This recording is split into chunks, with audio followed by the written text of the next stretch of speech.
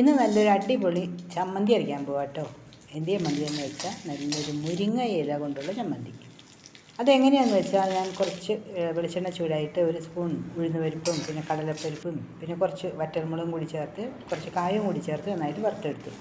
പിന്നെ അതിലേക്ക് ഒരു 6-7 വെളുത്തുള്ളി, പിന്നെ ഒരു ചെറിയ കഷ്ണം ഇഞ്ചി, ഒരു പച്ചമുളക്, പിന്നെ ഒരു 6-7 ചെറിയ ഉള്ളിയില്ലേ അത് എല്ലാം കൂടി ചേർത്ത് നന്നായിട്ട് വഴറ്റിയിട്ട് ഒരു കൈപ്പിടിയിൽ ഒതുങ്ങുന്ന മുരിങ്ങയില അതും കൂടി ചേർത്ത് നന്നായിട്ടൊന്ന് വഴറ്റിയെടുത്തു.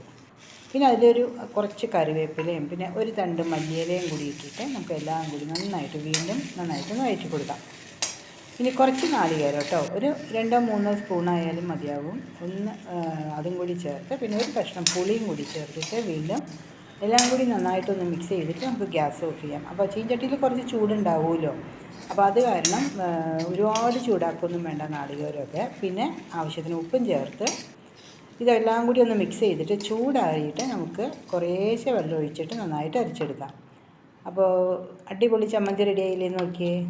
അപ്പോൾ ഇന്നത്തെ ഊണിന് നല്ലൊരു മുരിങ്ങയില ചമ്മന്തി റെഡി. നാളെ വീണ്ടും കാണാം കേട്ടോ.